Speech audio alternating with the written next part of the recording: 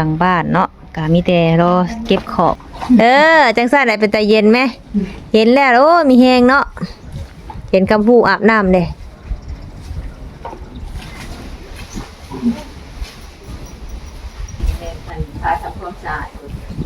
น้องออมสินเมื่อยแล้วออมสินเป็นไข่เนาะแต่แม่สร้างโอ้สู่ชีวิตชมว่าเพิ่นเป็นแม่ได้เป็นไข่ก็บ่ยอมเฮ็ดตลอดคันว่าแบบว่าคันบ่เห็นแม่สร้างเฮ็ดนี่คือแบบว่านักเหลือเกินน่าจะเฮ็ดบ่ได้ลูกบ่เป็นนี่เนาะคันว่าบ่เห็นแม่สร้างเฮ็ดเวียกปาดโธ่แสดงว่าอาการหนักถ้าเพิ่นเบียดเลือดสาวจอยได้สิไปเฮ็ดหยังต่อบัดนี้มั้ยคะฮะใช่ว่าให้ปูกระเบื้องเลือดสแตลแม่ไปเฮ็ดหยังต่อบัดเอาส่วนมันอยู่แน่เอางานที่แม่ว่ารับอยู่บ้านนั่นน่ะเลิกแล้วบ่แม่อ๋อเลิกแล้วเนาะเขาก็เล่งข้าวกันโอ้เพิ่นก็หาสร้างอื่นเนาะกาวยาแนวโอ้ทางแม่สร้างก็ติดสำเร็จแล้วพี่น้องเอ้ยขอบทางบันไดทางหลังบ้านเนาะก็มีแต่รอเก็บขอบบัดนี้เนาะสบายดียามเที่ยงเด้อ FC บ่สุขทุกคนเนาะเดี๋ยวพามาเบิ่งทางแม่สร้างเพิ่นกำลังจะหยอดยาแนวเนาะตอนนี้ทางวัดทางว่าก็พักเที่ยงกินข้าวเที่ยงถ้าแม่สร้างคือบ่พักกินข้าวเที่ยงก่อนยังบ่หิวบ่โอ้ก็คือว่ายังบ่หลายเนาะอันนี้ก็ใส่น้ำแน่เลย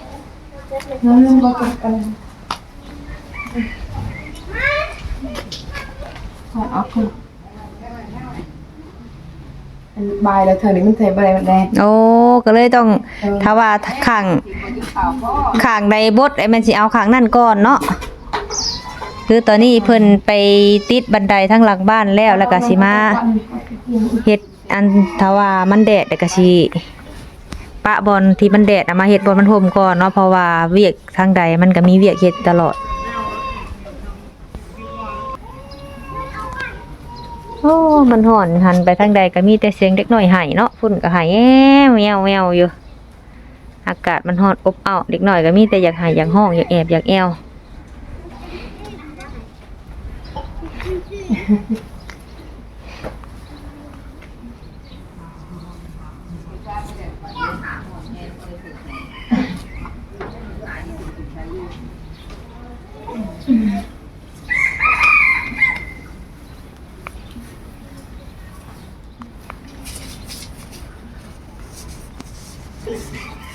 บอกมันสิกระเบื้องดับปีเลยกระเบื้องใส่มันเท้านี่ใส่มันจะเพื่อน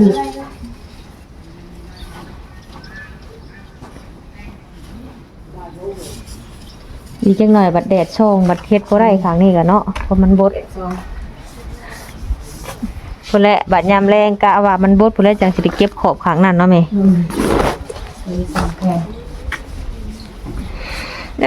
ดินน้ำเป็นสั่นแหละจังอยู่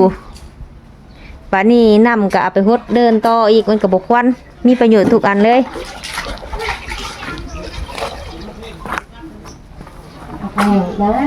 อยู่บดมือแล้วบัดนี้แล้วก็เอาน้ำฮดต้นหมากไฟมันจังหมากโบหล่นน้ำก็คือสิเบิดเนาะน้ำค่อยเอาเป็นอยากลิ่นน้ำเนาะ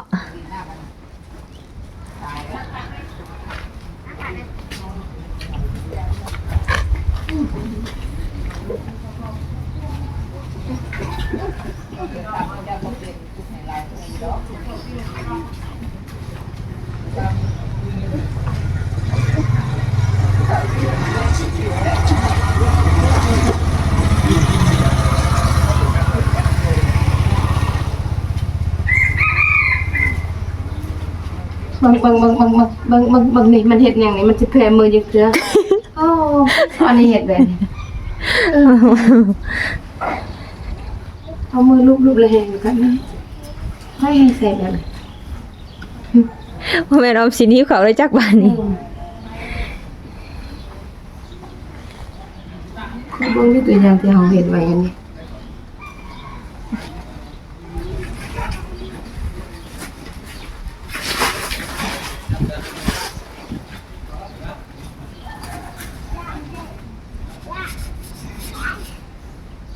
แม่เอาผ้าซุบน้ำบ่มันจะงอกบ่ได้ซุบแล้วเนาะ เอาฟองน้ำเสร็จแล้วเอาผ้าเช็ดแห้ง อันนี้ใช้นั่นซื่อๆเสร็จแล้วมันแห้งซื่อ แห้ง พอทายาแนวแล้วแหละคำพูดซัมสิมาเกือกเอาบาดนี่เนาะมันบ่มีฝุ่นเลยคันว่าหน้าบ้านเนาะปลูกต้นมะม่วงหรือว่าต้นหมากยมหรือว่าต้นคูนหน้าบ้านมันจังห่มซุ่มเย็นเนาะส่วนหลายบางคนเพิ่นก็นิยมปลูกต้นคูนเนาะเป็นความเชื่อว่ามันจะคูนพี่น้องเอ้ยต้นคูนเฮ็ดให้คูนต้นหมากยมเฮ็ดให้คนนิยมชมชอบว่าซั่นเนาะแต่อันนี้ก็แล้วแต่ว่าผู้ถือผู้บ่ถือแต่ว่าเว้าถึงต้นหมากยมมันก็ดีอย่างเนาะสมมุติว่าปลูกไว้หน้าบ้านเป็นความเชื่อเนาะอันนี้ก็บางคนเพิ่นก็เห็นว่าต้นหมากยมก็เฮ็ดให้คนนิยมชมชอบเพราะว่าถ้าว่าพอเริ่มเที่ยงแล้วมันบ่มีร่มมันเฮ็ดให้แห้มเกินเนาะปลูกต้นไม้อยู่ทางหน้าบ้านเป็นต้นไม้เตี้ยๆเฮาตกแต่งไว้ให้เป็นร่มก็คือสิดีเนาะ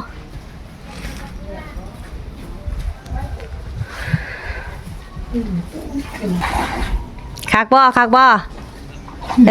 จังซั่นได้เป็นตาเย็นไหมเห็นแล้วโอ้มีแฮงเนาะเห็นกำพูอาบน้ำเด้อ้าวอย่าไปโฮดใส่แม่เด้อ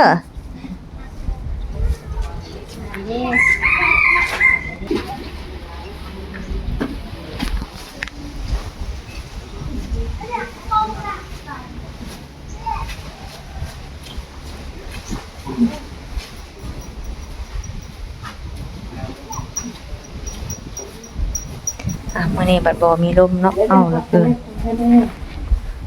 นออกสีแดงกันทาทำความสะอาด น้องออมสินเมื่อยแล้วออมสินเป็นไข่เนาะ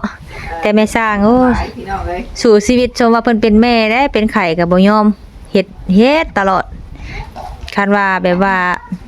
คันบ่เห็นแม่สร้างเฮ็ดนี่คือแบบว่านักเหลือเกินน่าจะเฮ็ดบ่ได้ลูกบ่เป็นนี่เนาะคันว่าบ่เห็นแม่สร้างเฮ็ดเวียกปาดโธแสดงว่าอาการหนัก ถ้าเพิ่นเบี้ยเลือดสาวจอยได้สิไปเฮ็ดยังโตบัดนี้มั้ยคะฮะใช่ว่าให้กูกระเบื้องเลือดสาวแตวแม่ไปเฮ็ดยังโตบัด เข้าส่วนมันอยู่แน่ เอางานที่แม่ว่ารับอยู่บ้านนั่นน่ะเลิกแล้วบ่แม่ อ๋อเลิกแล้วเนาะเขาก็เล่งเผากัน โอ้เพิ่นก็หาสร้างอื่นเนาะ แต่แล้วก็ไปยากนำซะเนาะ บ่มีรถเนาะ มันมีรถมีอะไรเลย ว่า ก็ คนได้เดือน6คนได้เห็นหน้าเขาเลยบัดนี้เนาะ แต่ว่าถึงว่าแม่เบิดงานเฮือนสาวแตวนี่ก็บ่อึดเวียกเพิ่นเนาะมีแต่เวียกหันหน้าไปทางใดก็ เข้าส่วนมันก็บ่ได้ต้อง ไปเฮ็ดทั่วสวนมันต่อแล้วเนาะ มันก็น่ะเอาไปทางส่วนมันแล้วก็อันนั้นให้ได้ลำที่เขาตัดเนี่ยก็แห้งแล้วก็สิไปเผานั่นเก็บ โอ้ ต้องเตรียมไปเพื่อรถเขามาไถเด้ โอ้แม่บ่ได้ขุดเองบ่ บ่ขุดมันหัน ขุดคู่น่ะ อ๋อบ่มันขุดจ้างเอาเด้ อืม จ้างรถเขามา จักปีแล้วแม่เฮ็ดสวนน่ะ หาเฮ็ดปีนี่แหละในปี แต่ว่าบ่ฮู้เฮ็ดมันเป็นบ่อนสวนเก่าบ่ฮู้ว่าเฮ็ดอีกรอบนี้สิถึกหรือสิแพงเนาะเพราะว่าเฮาเคยเฮ็ดเทื่อหนึงเลย เฮ็ดส่วนเก่านี่สิถูกอยู่ เพราะว่ารอบ ก็ส่วนไม่ รอบทำอิฐบัดมันมีตอมีหยังเนาะอันนี้มีแต่ยกไถแล้วก็ยกคู่เนาะ นั่นแหละไทยทิมก็ยกคูณ มีแต่รอตัดเสียบอันนี้คือว่าเนาะเวียกหลายถ้าว่าทางเฮือนี่ยังมีผู้เฮ็ดนํยังว่าปันหน้าที่กัน ถึงว่าบ่นักบ่นานใดแบบเฮาเฮ็ดเบิดมื้อเบิดเว้นก็ น้ำล้นเลยเด้อ บ่มีเวลาพักผ่อนคือกันเนาะสาวแตววิ่งแล้วบัดนี้น้ำเพิ่นก็เริ่มค่อยแล้วบัดนี้สาวแตวแต่ก่อนก็ปาดมาทางเรือทางซ่านเพิ่นนี่จนว่าสะออนน้ำเพิ่นแต่ว่าเดี๋ยวนี้นี่บางเทื่อก็จนว่าเบิดคันว่าเฮาเบิ่งบ่ทันก็หัว เดือดหาย ไฟไหม้ใดเนาะคันว่าเฮาอันนั้นก็มาเบิ่งวิธีการผสมยาแนวของแม่สร้างเฮาก็เห็นแต่เพิ่นใส่ยาแนวแต่ยังบ่ทันเห็นตอนเพิ่นผสมจักเทื่อโอ้วัยรุ่นไวขนาดใกล้เทศกาลเอาละ นี่รถเฮ็ดคือผสมแป้ง โอ้ แป้งบ่ว่าเฮ็ดคือผสมแป้ง แต่ว่าเฮาอยากได้เหนียวสำใดกะเอาเองบ่แม่หรือว่าต้องมีปริมาณของมันคือกัน กะเอาคันมันยังก็เอิ้นมันอันนั้นหั่นกะ เพิ่นว่า เร็วเกินก็บ่ได้เลยเนาะ เนาะเร็วเกินมันก็บ่ได้ต้องเอานิ่มๆเร็วเกินก็บ่อยากติดเพิ่นแหละคันเร็ว เฮาได้มันจะสิอยู่อะ อ๋อเอานิ่ม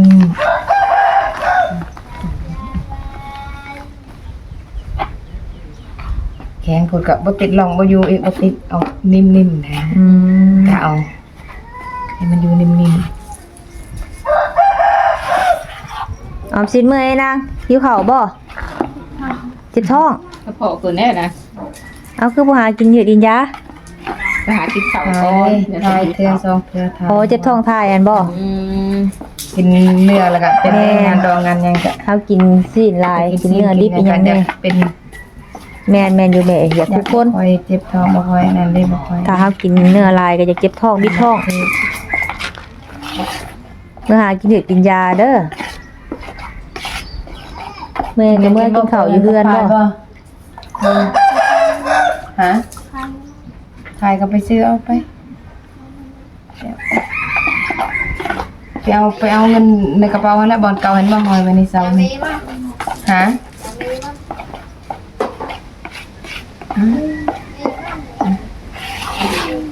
เออเร่งอันนี้จังจ้าเร่งมาเกิด ละเอียดไวขนาดนั้น คือแป้งเนาะคนๆบัด มันคือนำกัน กาวยาแนวโอ้กาวยาแนวเนาะซื้อเพิ่น ทานยังนี่ บ่ริเปลือปานใดแล้วว่ามีนาถึงมือถึงหยังเนาะ ตาจระเข้จะไข่ได้หน่อยนึง เพราะมันมีจักกาซั่นแหม มีแต่ตาจระเข้บอกตายังไงบ่ได้สังเกตได้ตรงกัน ตรงกันเนี่ยมีแต่ตาจระเข้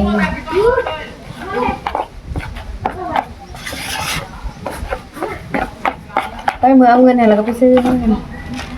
กินแล้วก็นอนพักอยู่เฮือนเหมือนกันกะค่ำกะว่าใครจังมา มันก็ฮอดพัดลมก็อยู่นี่เด้ โอ้พัดลมเอามาพี่ มาอยู่นี่แหละมาอยู่ดอกเฮือนอยู่นี่แหละ มียุงเนาะ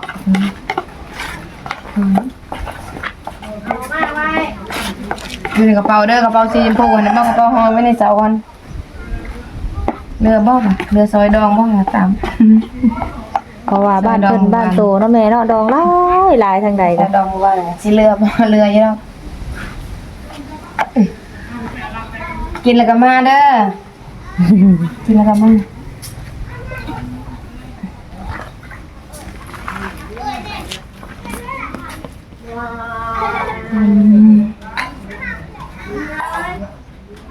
เรียกแล้วหน่อยฉันละแค่แล้วอ่ะ โดนเฮ็ดแบบนี้เนาะเลยแนว ใจเลย ดูคิดว่าแบบว่าเฮาคิดว่าในความคิดนี่คิดว่าสิเป็นโลดแล้วค่อยบีบตามมาแม่นเนาะ บ่ผสมใส่รส โอ้ บัดนั้นแห้งก็เสร็จเอา ถ้าเฮ็ดก็เฮ็ดแบบนี้บ่แม่ และเฮ็ดแบบนี้มัน โอ้เฮาคิดว่าเป็นหลอดคือยาสีฟันได้บีบเอานะ เฮ็ดแบบนี้มันคันใส่เป็นก็สิบ่เปื้อนแต่คันใส่บ่เป็นก็มันก็ไปหมดแล้วตามนี้นะ อืม ใช่ว่าต้องทิ่มให้แห้งคักแล้วเสร็จบ่ออกคณะเห็นบ่ ถ้าเราสมมุติว่าคือเฮ็ดแม่เฮ็ดแบบนี้ปุ๊บแหละถ้าปุ๊บแล้วก็เอาผ้าแบบชุบน้ำมาเช็ดน้ำก็บ่ได้ ฟ บ่ องน้ำเด้ฟองน้ำสะอาด โอ้ ฟองน้ำมาเสร็จก็ให้มันไปเบิดให้มันอยู่แต่เฉพาะในร่อง เอาลูกไปคันว่าผ้าสิเปียกๆเนี่ยก็ห่วยยาก็ออกไปนำแม่เนาะ แม่เอาใส่ฟองน้ำใส่ฟองน้ำเสร็จเอาใส่ให้แห้งคักก็เสร็จบ่ใส่พอประมาณก็เสร็จออก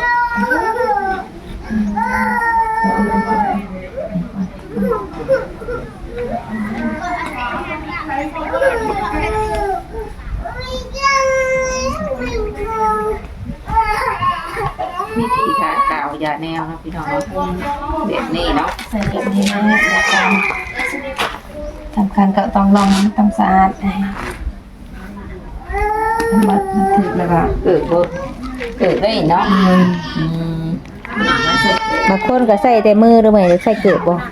ใส่มือตุ้ยๆเอาแล้ว เนาะ เนาะ มาก็ใส่แต่เกิดมาแล้วมือก็ตามพนักงานใส่มืออยู่แต่ลองแบบนี้ใส่มือบ่ได้ก็ต้องใส่เกิดเอา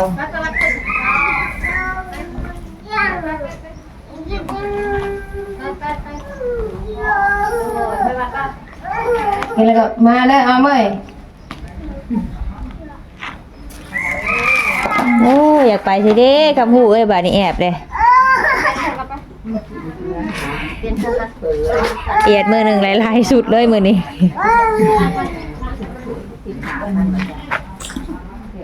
วางกับพนักต้มมากินคนละห้อง เอาไปเลี้ยงได้ต้องอันนี้ก่อน แต่ก็ง่ายเนาะแม่เนาะอยู่2คนแม่ลูกเนาะเวลากินเนี่ยมันบ่แม่นครอบครัวใหญ่เด้หาอยู่หากินก็ง่ายนะบางเทื่อนี่เข้าบ้านเกลือกุละปั้นนี่ก็นอนถ้าว่าเฮาเป็นครอบครัวใหญ่เฮ็ดแนวนั้นบ่ได้เด้บัดนี้คิดกันบ่ผู้หานี่บัด2คนแม่ลูกเว้ากันง่ายมีก็กินบ่มีก็ยาเนาะ จักสิไปหาเนี่ยบ่มีเวลาไปหรอกไปหาบ่เคยไปหาเนาะ อยู่2คนแม่ลูกก็สบายใจอีกแบบเนาะแม่ สบายอยู่บ่ได้ยากหยัง ของแนว ส บ่ บาย คัน ไปในวิเดะ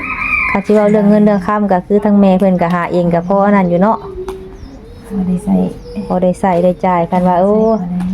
อยู่กับลูกแหละเงินบ่มีแหละโอ้ยอุกเลยเนาะจะเอาใส่เวลาเพิ่นเก็บน้ำบ้านน้ำเมือง ถึงเวลานอนไหนได้ทำตัว ให้จักนอนแล้วบายแล้วเที่ยง มันหิวข้าวบ่สิใส่ติบข้าวเลย เลี้ยงมันก็สิใหญ่กันแล้ว เนาะเมื่อยเลี้ยงลูกก็สิใหญ่ สุขดีแต่นี่เลี้ยงลูกสบายๆดีง่ายๆได้บ่ได้ยาก โอ้ง่ายบ่น้องออมสิน โด นะ ย แต่ว่าส่วนหลายเนาะแม่เนาะบ่แม่นเว้า แม่น อันเด็กน้อยบ้านเด็กน้อย คือ นี่ อันหั่นเอ้ยของสร้างเนี่ยเอาอุ้ยคันเฮาเนี่ยเฮาคิดว่าบ่อยากได้แล้วว่าลูกแต่ละคนกันได้แบบนั้น มันเลี้ยงยากขนาดเลี้ยงทรมานเลี้ยงยาก ก็สิใหญ่เนาะ แต่จากของเฮาผัดเลี้ยงง่ายๆบ่ได้อันนี้ เฮาว่าจักเป็นจังไดแม่เองเวลาเด็กน้อยนี่ แหละ เกิดอยู่ไทยนี่เลี้ยงง่ายๆทุกคนเด้แต่ว่าเกิดอยู่บ้านเฮาน่ะมีแต่ให้แต่ห้องแล้วก็ส่วนหลายหั้นนะแม่เพิ่นสิว่าแม่ยูนแม่ย่างแม่แทนเดืองอีหยังหั้นนะแม่ให้หั้นนะแต่ว่าอยู่ไทยบ่มีแม่ย่างเด้ ว่า แต่อีกอย่างก็เวลาสมมุติว่าเด็กน้อยให้เนาะให้บ่ยาบ่เศร้านี่เพิ่นบ่มีหมอคือบ้านเฮาเลยหมออันนั้นแต่เพิ่นสิพาไปแต่ห้องหมอบัดนี้ก็หมอเพิ่นคือสิว่าเป็นหันเป็นนี่เนาะแต่อยู่บ้านเฮานี่คันว่าให้แนวนั้นนี่มีแต่ส่วนหลายอยากเล่นไปทางฝ่ายผีได้กว่า อันบ่มีเพิ่นเลี้ยงสบายให้แล้วว่า ผมพาลูกสาวผม เพราะว่าสังเกตเบิ่งคนอยู่บ้านผู้ใดที่ว่าได้ลูกอยู่ไทยนี่ลูกผู้เลี้ยงง่ายทุกคนปัดว่าอยู่บ้านโอ้ยเที่ยวไปหาแต่หมอให้เหาะให้หอบ นั่นแหละก็คือลูกพี่สาวนี่ก็โอ้ย อยู่บ้านเนี่ยเนาะ อยู่บ้านนี่ใหญ่มาแล้วเขาใหญ่มาแล้วเห็นแต่เขายังน้อยๆหั่นสิเนาะโอ้เลี้ยงยากอะไรเลี้ยงยาก กระพับกระแพ มี บ แต่ให้มีแต่แอวหั่นน่ะแม่นี่บ่มีฮอดเวลากินข้าว เย็น หั่น เย็น น่ะ กาไปแต่อุกใจแทนเนาะ นั่นแหละเลี้ยงยากเพื่อสิใหญ่นี่ก็เก็บไข่นำกลางคืนก็บ่ได้นอนหั่นน่ะเอายาเอาเขาเอาอันนี้ เลี้ยงลูกก็แล้วแต่บุญคือกันเนาะแม่บางคนเพิ่นก็เลี้ยงง่ายง่าย เรียนลูกปลูกเขาเนาะปวดสีอย่างก็ เลี้ยงยากแต่จาของแม่นี่ว้ายเห็นเนาะกันมีก็มีฮอด10คนพุ่นแหละแต่มันบ่มีซื้อให้เนาะมันบ่สมบูรณ์แบบในครอบครัวหั่นน่ะแล้วก็บ่อยากได้ลูกหลายเนาะเอาผู้ โด เดียวย เอาผู้เดียวพอบ่โดดเดียวเนาะ เลยมีหลายก็สบายเห็นดอกเลี้ยงลูกบ่ได้ยากหยังหรือว่าเป็นน้ำเฮา โอ้ จั ย ก ลูกเนี่ยผมลูกจะผลเลยลูกเต็งเองเลย ดำรงเลี้ยงลูกแล้วโอ้ยฉันเอา ใจก็เชื่อเลย ผู้ยากก็ยากแท้ได้เนาะ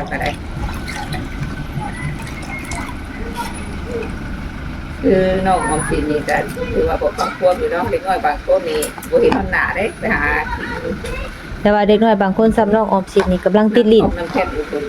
กำลังบอกยากเนาะแต่ว่านี่ถือว่าเพิ่นฟังความแม่บอกให้มาเฮ็ดเวียกก็มาตามเวลาเนาะซ้ำน้องออมสินนี่กำลังบอกยากและคันว่ายังเฮียนอยู่ก็ อยากได้เด้อยากได้แบบโทรศัพท์บ่อันเห็นอยากได้สายโทรศัพท์สายโทรศัพท์เป็นห่างเด้ได้อันเฮ็ดเวียกก่อนซั่นเนาะ ยั่วเพิ่นไปนำเนาะแม่เนาะ ไปนำหน้าซื้อให้ก็ดีใจเด้ คันเฮาสิใช้อันนั้นเพิ่นสิบ่เฮ็ดเนาะคอยออยไปนำคอยบอกคอยสอนเพิ่นไปนำ ใส่งายจักหน่อยโยยามคำเว้าอันนั้นกัน ที่ว่าเอาเนาะแต่ว่าอันว่าแห้งแบบจันเพิ่นไปอะละจัง แหละ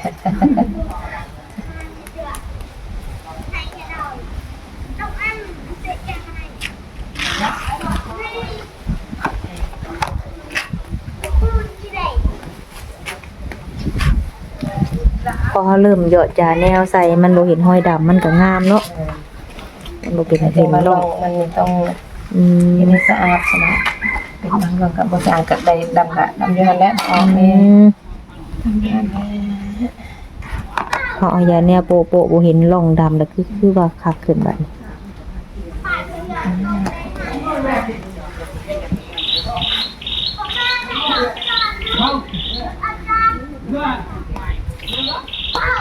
ไปวัดแล้วบ่ หึ อันน้องสีใสอันไปวัดแล้วบ่ ไปนอน อ๋อไปนอน แต่อุกใจน้ำสาวแต๋วเนาะโอ้ยเห็นเพิ่นได้ก็บางเทื่อก็คิดสงสารเพิ่นอยู่นั่น เมื่ เอง อยเด้เลี้ยงลูก เพราะว่าเพิ่นนี่จักลูกเพิ่นบัดกำลังมักไปอะนะกระพับกระแพบ เวลาพัก แต่ก่อนยังว่าแบบพอเพิ่นช่วยเอาเนาะอันนี้เดี๋ยวโตเป็นตาอุกใจเลย เลี้ยงลูกในคันลูกดื้อก็เมื่อยบ่เฮ็ดเวียกอีก แม่นทุกข์กายทุกข์ใจเลี้ยงลูกนี่ เมื่อยบ่มีเวลากินข้าว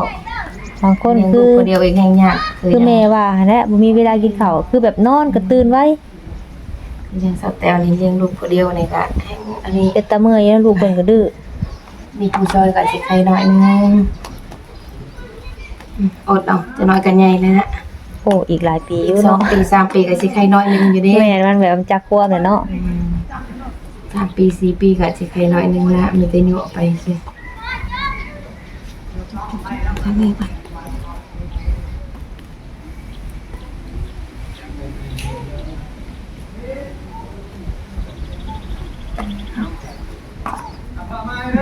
สมมุติว่าแม่ใส่ติดอันนี้เพื่อตอนแรกนี่แห้งบ่แม่แข็งเหยียบได้บ่เพื่อตอนแรกนี่แข็งไว้อยู่บ่ มันอันนี้ก็แห้งนะแต่ว่าบ่จะให้เหยียบได้ต้องเป็นมือมัน ต้องผ่านให้ผ่านมือก่อนเนาะ ผ่านมือก่อน เพื่อความชั่วนะว่าง่ายเนาะ แห้งมันแห้งอยู่แล้วปูนมันใส่ อย่ามันแก้ยากเนาะเลยติดเลย ว่าชั่วโมงมันก็แห้งอยู่แล้วแต่ว่ามันสิร้อนเวลาเฮาเหยียบนี่ โอ้มาสิผิดทรงเนาะมันแบบ แม่ จังใดบู้ไหม เฉพาะปูกระเบื้องเนี่ยในตีนใบมือหนึงจัง อื เหยียบ ม มือ2มือก็แล้วเหยียบมันลงโตมันก่อน โอ้ย แต่ว่าแห้งหันทิ่มลงมันจะแห้งแล้วปูนน่ะ แห้งไว้อยู่เนาะแต่เฮาแบบ แต่ว่ามันเหยียบแล้วมันสิร้อนนะอันนั้น โอ้ยอย่ามันเปรตออกมาบ่ โอ้ยมันบ่เป๊ะดอกแต่ว่า มันสิหลุดออกของมันเองหั่นนะ อ๋อ สิ มัน บ่แ มันยังบ่จับคักบ่ แม่นมันบ่ทันได้จับคักขนาด คันว่า ทิ้ง ครบ ไว้ ครบ1วันนี่จับแล้วเนาะ โดยทิ้งไว้1วันพุ่นแหละประเภทปูกระเบื้องบ่ยังบ่ให้เหยียบเด้ทิ้งไว้1วันพุ่นนะ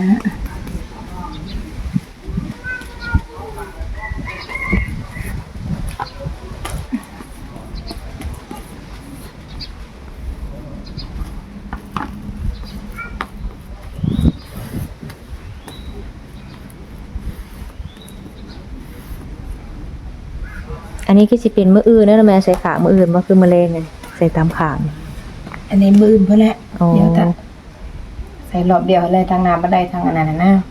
มื้ออื่นจังสิสำเร็จเนาะ ดื่มคือ อันนี้นี่บ่ได้ป้าแบบนี้เลยบ่แม่ติดบ่อันนี้ก็ บ่ฮะ เบิดแล้วเนาะ ใส่แต่นี่ก็พอนี่ก็ตัดสิ คาดว่าแล้วกระเบื้องแหละ ขาว แล้วกระเบื้องแล้วมีแต่กันห้องแล้วก็เก็บลายบัดนี้เนาะ สี อืมประมาณเกือบอาทิตย์เนาะเพื่อละเอียดคัก อีก2มื้อ สำหรับงานติดกะโลนี่ งานติดกะโหลกเก็บสีเก็บอันนี้แหละ อ๋อก ะใส่2มื้อนะ 2 มื้อเนาะ 2มื้อ มื้อนี้ก็สิเอาเฉพาะบันไดมื้อนี้ กะใส่2มื้อ พอดีแหละแม่ก็ใกล้จะได้พักผ่อนเนาะ พักผ่อนเศร้าเมื่อยมีแฮงหายเมื่อยแล้วก็จังไปเริ่มสวนมันต่อบัดนี้ ส่วนมันอีกส่วนมันก็ใหญ่หัวไว้ละตอนนี้หาอันนั้นไม่ใส่จะได้ซื้ออันนั้นอีกไม่นี่ไม่ยังนี่ที่บ้านบ่ โอ้ไม่เคยบ้านไปเฮ็ดอ้อมหัว มาหัวอีกทางหนึง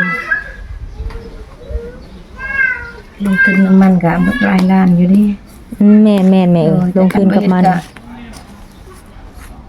มันก็ใส่วัดอยู่ซื่อๆนะก็ทิ้งที่ทางไว้ก็เสียดายเฮ็ดบ่เฮ็ดหลายเฮ็ดพอดีก็เนี่ยได้ขายก็ได้ขายลองเดินแบบนี้เลยนี่กันบ่ได้เฮ็ดมันเฮ็ดหยังค่ะแม่สิซอยดองซอยนั่นล่ะ แม่นถือว่าแม่นี่เก่งพอสมควรเนาะคือแม่นี่เนาะขออนุญาตถามนะแม่เฮ็ดหยังก็เป็นทุกอย่างเนาะเวียกของผู้ชายนี่ นั่นแหละเป็นมื้อ ทั้งแม่ก็ยิ่งคิดว่าถ้ามีผู้ชายหยังมามักแม่ก็คิดสิมีมาอยู่แม่ จักจังว่า เพราะว่าในความคิดของลูกเนาะแม่เป็นเบิดทุกอย่างอะนะเวียกผู้ชายนี่เพราะว่าผู้หญิงบางคนนี่เขามีครอบครัวมีผัวนี่เพราะว่าเฮ็ดบ่เป็นหั่นน่ะอาศัยแบบว่าให้ผู้ชายนำหน้าหั่นนะแต่ว่าแม่บัดเฮ็ดเป็นทุกอย่างหั่นน่ะแบบว่าเวียกของผู้ชายเฮ็ดได้เบิดทุกอย่างเลย คือบางคนนี่เนาะเวลาแบบเป็นทางเป็นหมายนี่บ่มีครอบครัวนี่หาผัวแบบพอได้เฮ็ดให้เฮ็ดหน้าเฮ็ดบ่เป็นอีหลีหั่นน่ะแต่ว่าแม่บัดเก่งเบิดทุกอย่างเวียกของผู้ชายนี่ มันก็เว้ายากเนาะ มันบ่ทันมีหันหน้ามันก็เลย คือ เว้า แบบ ยากซะเนาะ คือแบบมันยังบ่เจอเนาะมันเจอผู้ฮักหรือมันมันจินตนาการได้คิดว่าออกมาเป็นจังใดเนาะเฮาแบบตอบบ่ถูก แต่ก็จักว่าก็ว่าสิเอาก็กันบ่มีผู้มักกันนะกันมีผู้มักก็จักเด้อว่า ตอบบ่ได้เนาะอันนี้เพราะว่าทางแม่นี่เฮ็ดแต่เวียกแบบบ่มีเวลาแบบว่าเลยโอ้เลยล้มน้ำผู้ชายหยังเลยเนาะคือมันเลยตอบบ่ได้เพราะว่าตื่นเช้ามามีแต่อยู่กับลูกแล้วก็เฮ็ดหน้าเวียก แบบนั้นน่ะนะความมีเวลาแบบนั้น ก็เลยบ่ฮู้เนาะเขาสิตอบแบบใด จริงก็ให้ลูกก็แล้วเอาก็ได้ แม่น ให้นำพาลูกนั่นแหละ เพิ่นก็ใหญ่แล้วเนาะอีก แม่นๆ ตอนนี้ก็14บ่แม่เท่าใดก็เนาะ12บ่13 14 15 16 17 18 19เนาะ เสียใส่ลูกไปแล้ว ค่าอยู่เพิ่นใหญ่ซำนี้แหละเนาะ คันใดผู้ดีก็โชคดีว่าสินำพาลูกนะเฮ็ดเวียกเฮ็ดหยังก็ได้